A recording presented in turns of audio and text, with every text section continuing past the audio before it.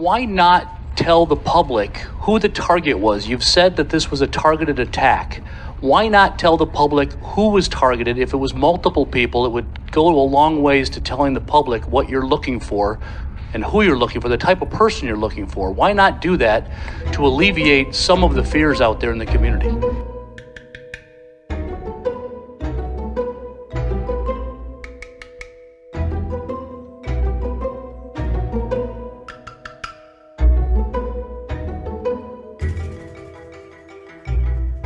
Well, first and foremost, we have the integrity of the investigation to preserve.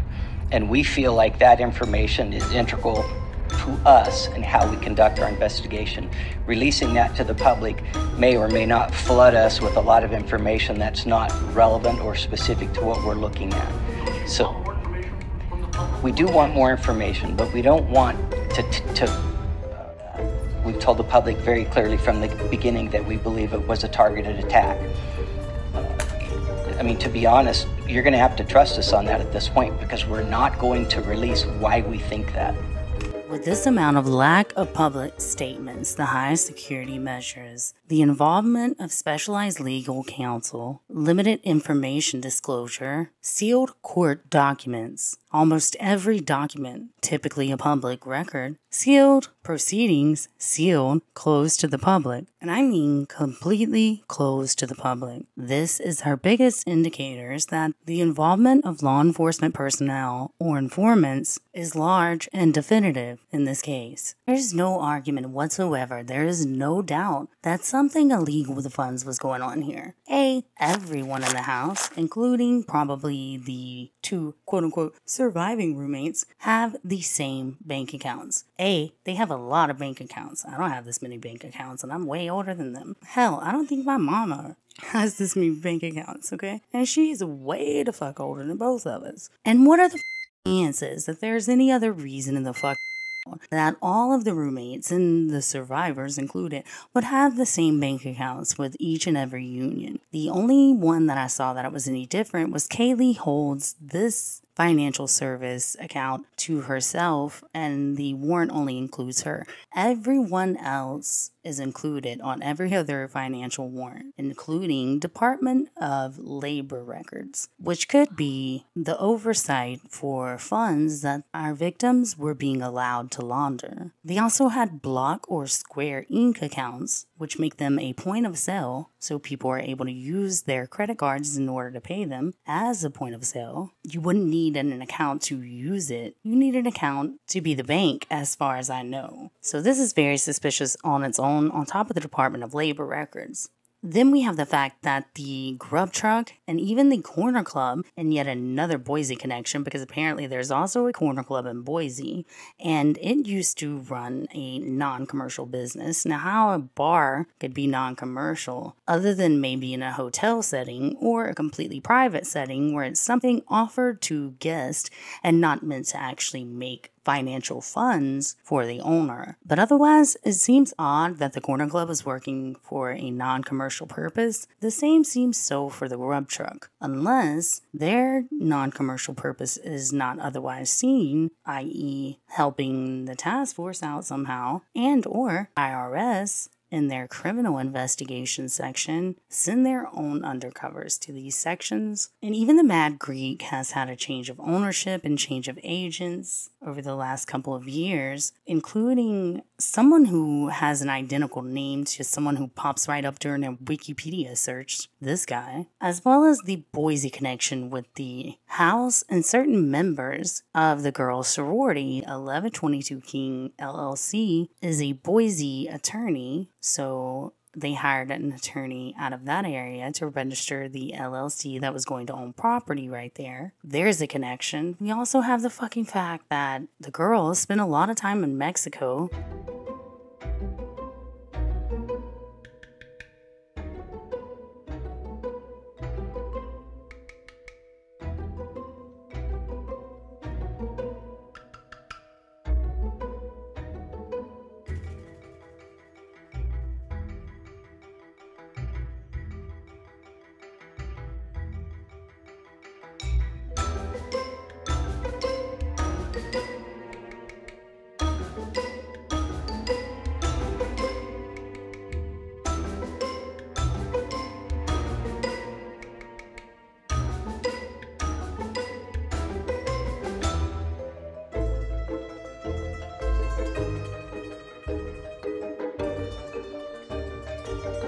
extended gag order was in place, and the threats surrounding the knowledge of the parents could be why that attorney was in place. Of all of the suspicions that everyone has, people always come away with the idea that the girls are informants, and or with the idea that the girls maybe were the victims of their parents' undercover work. No one ever delves into the world of the girls being undercovers themselves. This is a part of what makes female undercovers the government's secret weapon. Many people make this mistake. There are rap songs about it, and word in the street is female agents will get you up, especially if they're cute, let alone hot as not to mention the government's most talented actresses, often trained in the art. That's right, they take plenty of acting classes, and sometimes just happen to be natural talents at improv.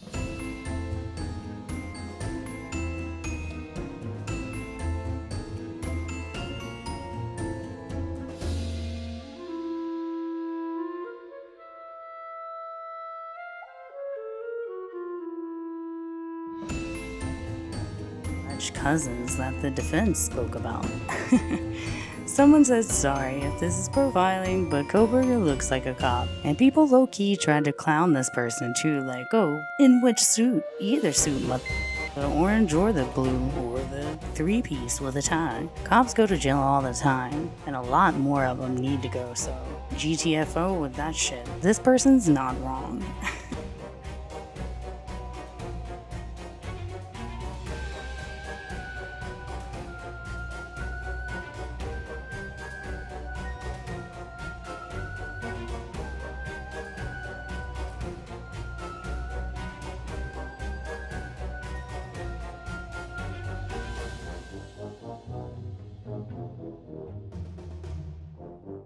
I believe that the prosecution has not disclosed any connection between their client and the victims. They didn't say there wasn't one. That doesn't mean that the connection makes him the legitimate suspect of a murder. And in fact, it could mean he was a target just like our victims. I also think it's possible that his father lived in the state of Washington the entire time. Why? Well, because our friend OR here would ask us to make the least amount of assumptions. And we have to do a whole lot of jumping through the media's narrative and assumption building to presume that a man in what I consider to be illogical, okay? And in my community post about this, people told lovely stories of wanting to hang out with their kids, and I think that that's all great and everything, but I'm still saying the story itself is impractical and illogical on its face. It's very odd, and it takes a lot of explanations and assumptions to fill into the gaps where to make it kind of not odd. And I think that this has been misconstrued and played against those who would advocate for Bryan's innocence because it's been reverse engineered a bit. So everyone wants to be like, oh, he was a fugitive from justice, blah, blah, blah, blah. So everyone has to point out, no, it was a planned trip with his dad and blah, blah, blah, blah, blah. And in the entire 200 some odd comments, no one could source the original citation, site, or media source which had given them such information. Now, one person did mention, oh, I know I noted in my head that it was a source I believed. Okay, well, it actually was written possibly from someone you could take into your head, like, okay, that person might have some insider knowledge. And that was Bryan's first attorney back home in Pennsylvania. But all he stated was it was a planned trip. Quote, it was a planned trip, end quote. So everything else about it is an assumption. And if you wanted to believe any of the people, someone who lived next to Kohberger claimed that he had met Bryan's dad. Now again, who knows if they even made that guy show a lease or if he even actually lives in the apartment building. I don't believe the media at all in this case at this point if there is not some tangible evidence. I do not believe they're private sources, and I don't believe any YouTuber claiming to have a private source that they don't want to discuss or claiming to give them this groundbreaking info, right? No offense, YouTubers, none taken. painstaking, bitch. Thanks me. You're welcome. Okay. And here's the thing, because of that whole lame fugitive from justice got a new tag bullshit that people like myself who have lived out of state or across the country know that a freaking Christmas trip or a tag whenever it's expired and you just moved into a new place that year is not suspicious at all. So we shouldn't even have really needed that it was a planned trip quote in the first place.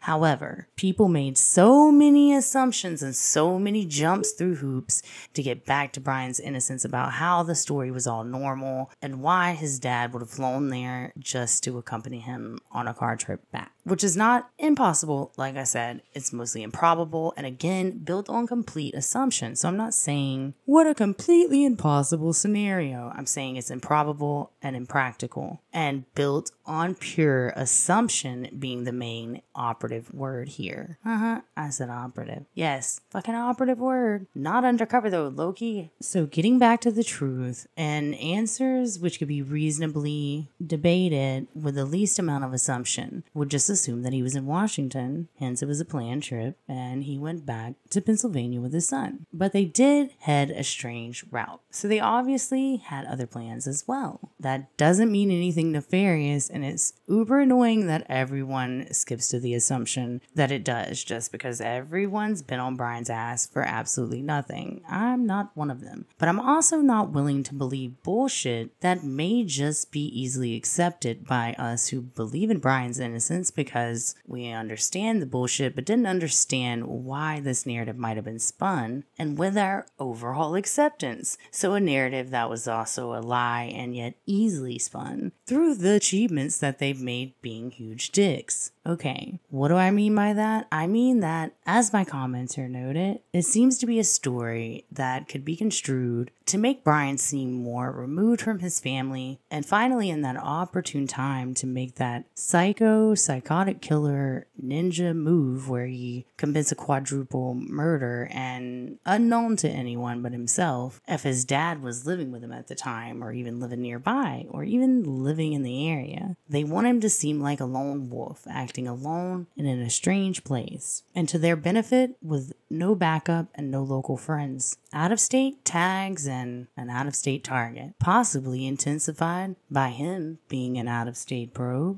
Although I'm not saying Bryan is in any way guilty, and in fact, I advocate for his absolute innocence until proven otherwise, and thus far, I don't believe we've been shown anything to prove otherwise. So I believe that we're here. And another from Pennsylvania, a state police. Dirty dirt. This joke won't discriminate against Kohberger because we don't know that he's a dirty cop. And in fact, you know who dirty cops like to arrest? Good cops. I know, the rare beast.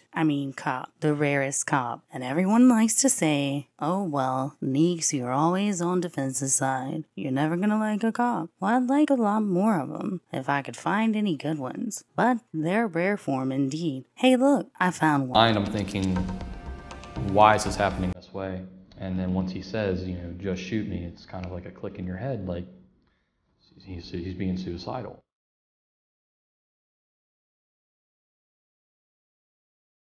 It was a matter of seconds between me initially coming into contact with him to when the other officers had arrived.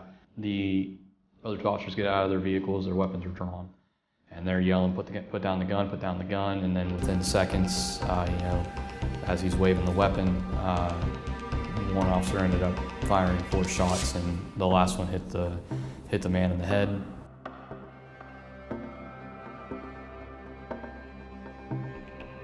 He did exactly what we want police officers to do. He attempted to de-escalate the situation. He attempted to save R.J. Williams' life, and the Weirton Police Department fired him for taking those steps. And he's fired. So that was fun. Have particular restrictions. That's what this whole case is about. This hearing is about. And as an officer of the court, I can tell you we have 0 access. Okay, so you're saying that the prosecutor's office has not shared information with your client. Regarding the facts of this case, no, they haven't. So that's really the issue here. This isn't a rule, because what you're doing is this has never happened before. Ever hasn't happened before that a judge, Judge Marshall, has tried to silence the attorneys for victims? Never has it happened that I'm aware of. Feel more comfortable if there was a more concrete description of what people could say and what they can't say. I don't think you have the authority to, Your Honor. Well, I think I do. Is considered in danger due to a history of medical issues and the length of time that she's been without her diabetes medicine. We spoke to her daughter-in-law last night, who is asking anyone for help in finding Archer, especially local business owners who might have video of her whereabouts. Now we're hoping the community will just help us bring her home. I mean, it's a 50-50 chance there's still a miracle that could happen. Footage from the Coeur d'Alene Exxon on Appleway Avenue and Government Way of her car heading north. So if you have any information on Archer's whereabouts, you are asked to contact the Coeur d'Alene Police Department. A report from the New York Post stated that Kaylee was a true crime enthusiast. She had reported a possible sighting of a missing woman to the police a year before her own tragic death. Following her murder, the Goncalves family contacted Olivia Vitale, a well-known true crime blogger, and discussed Kaylee's interest in true crime. The article goes on to say that Steve, Kaylee's dad, reached out to Olivia, the same vlogger Kaylee had followed a case with. The family reminisced about Kaylee's dream of becoming an elementary school teacher and her passion for true crime. The report also mentioned a local mystery that Kaylee had been involved in a year before her death. According to Fox News, Kaylee contacted the Moscow Police Department in October 2021 to report a possible sighting of Sharon Archer, a missing woman from Coeur d'Alene, Kaylee's hometown. Kaylee had noticed a woman staring at her and her boyfriend in a store, who she believed to be Archer from a missing person poster. However, police were unable to confirm this through surveillance footage or nearby hotel searches. Archer was later found dead in her car in Fernon Lake. Kaylee's last encounter with the police was in August 2022, when they responded to a noise complaint at her residence. Sergeant Dustin Blaker, who wrote the report on Kaylee's sighting of Archer, became one of the lead investigators in her murder case. His affidavit was used to support the search warrant for the apartment and office of the suspect, Bryan Kohberger, in Pullman, Washington. Police have pulled a car from the Fernon Lake, which belongs to a missing Idaho woman, Sharon Archer. They say a body was found inside. Police tell us that a person called the department to report something white off the boat docks, but it could only be seen when the sun hit it. The person saw posts on Facebook about search parties for Archer and decided to call in the object yesterday. When police arrived, they were able to locate the white 2013 Toyota Highlander about 150 feet from the shore. That car was last seen driven by Archer on September 28th. Police have not released the identity of the body found inside, and the case, including the cause of death, is still pending further investigation. Police have not at this point identified who the body was inside of that car or the cause of death, so they are still continuing this investigation. We'll make sure to bring you updates as we get any. Appleway Avenue and Government Way of her car heading north. Just released these surveillance photos of her car at a gas station near her home. And these photos were taken Tuesday night around midnight. Sharon never left her car, drove around the gas station, and left, headed south.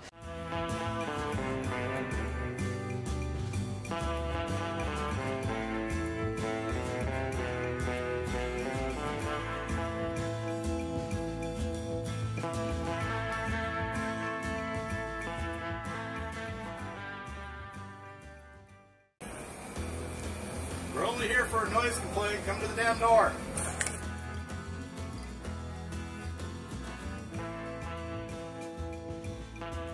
Report claims that someone was posing as a federal agent, and the Moscow Police Department does not even take it down a report.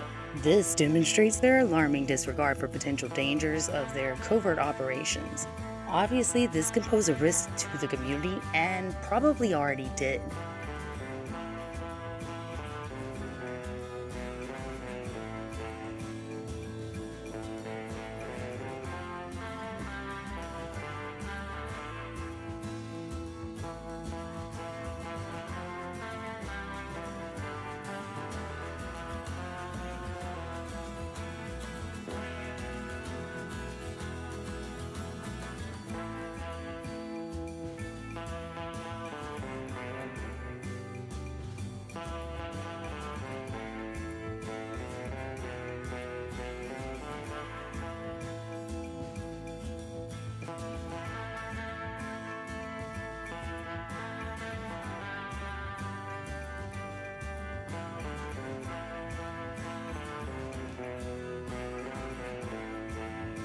You just can't hunt our babies. You just can't come to our state and hurt our people. We're working with members of the government in Idaho. We're trying to establish that you just can't hunt our babies. You just can't come to our state and hurt our people. It's unacceptable. Public corruption probes within the FBI are intricate operations designed to expose and eliminate corruption within public offices. These investigations can take various forms and may include tactics such as filing false reports or orchestrating intentional run-ins with police and other authorities to observe their reactions. False reports can help identify corruption by testing the integrity and diligence of public officials. If an official knowingly acts on or covers up a false report, it could indicate corruption. Intentional run-ins, on the other hand, are staged incidents designed to test the reactions and response of police and authorities. These can reveal unethical behavior or misuse of power. Another tactic could be the use of agents provocateurs, who are typically undercover agents tasked with instigating or escalating situations to expose potential corruption or illicit activities. In some cases, these agents may be disguised as interns or other low-level employees. We're only here for a noise complaint. Come to the damn door.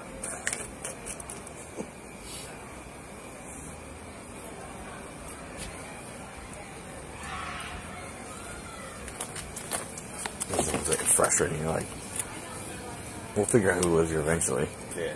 Let me go around back. I'll be undercover. Yeah. Oh, hey.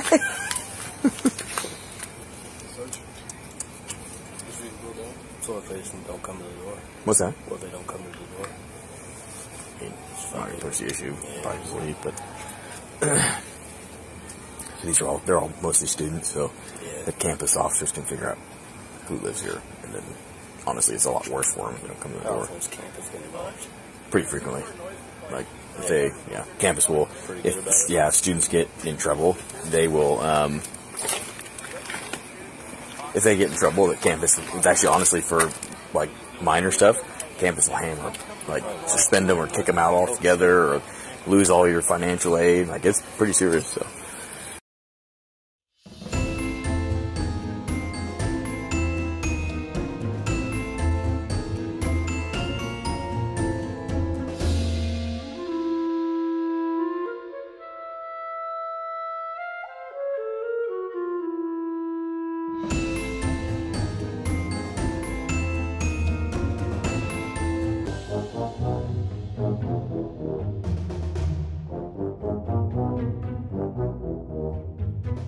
The police, who were not summoned to the King Road residence, made odd observations such as noting a speaker inside the back door of the residence.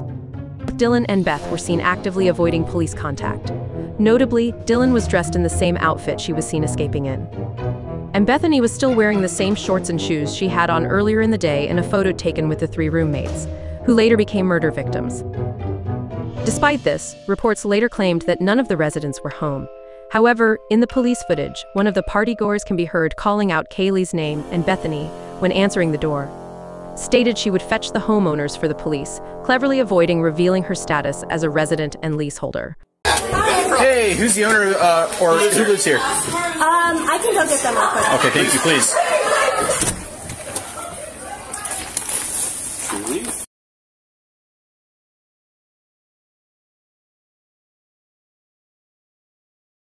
This is what the other group had. The reports seem to ignore the fact that she was wearing the same shoes later confiscated amongst her belongings, and the same shorts from the infamous picture of Dylan, Beth, and their roommates. It's intriguing to note that those who refrained from identifying themselves as residents of the King Road house were also the ones who managed to evade the knife.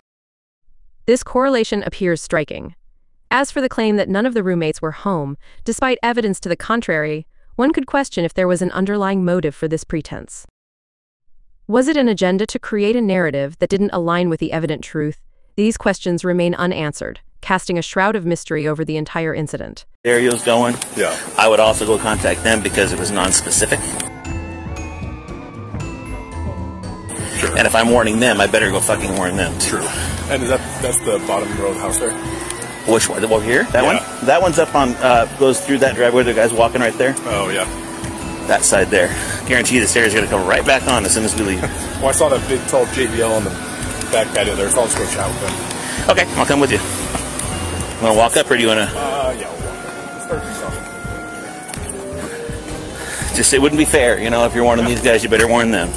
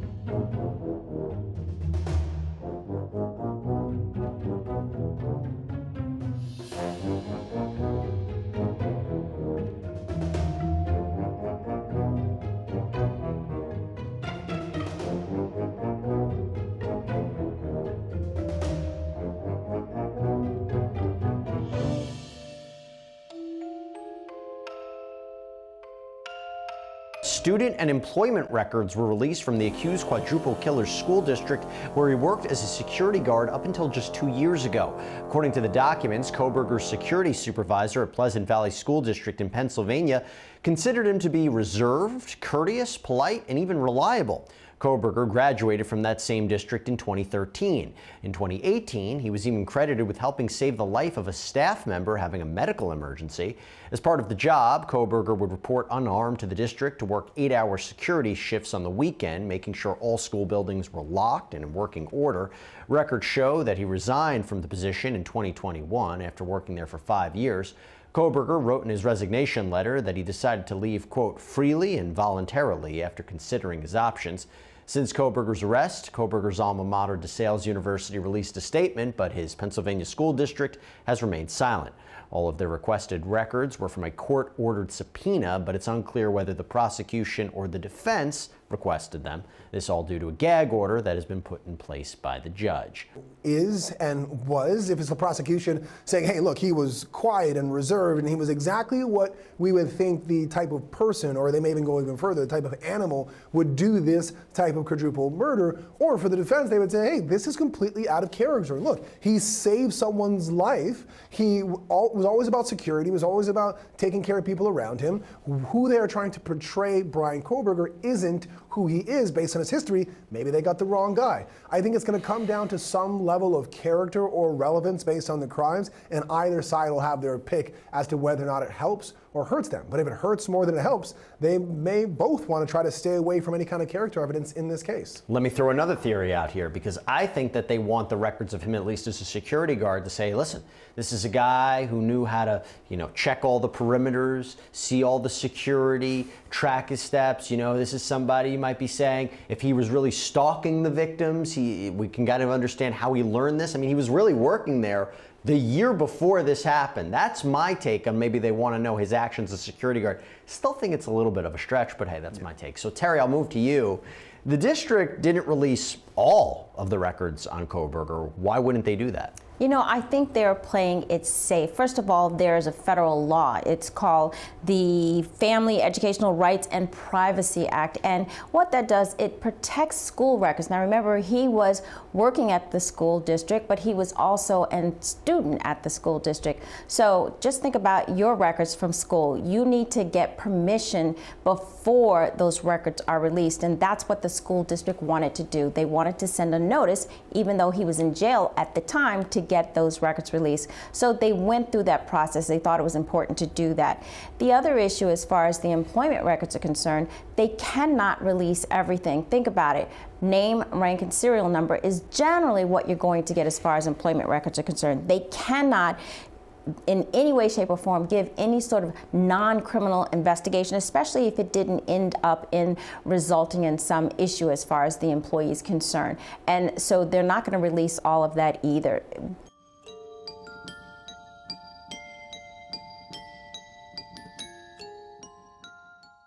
What they did release, I think both you and Bryan are right. They can use it for or against him. Just, learning the backstory of Bryan Kohberger.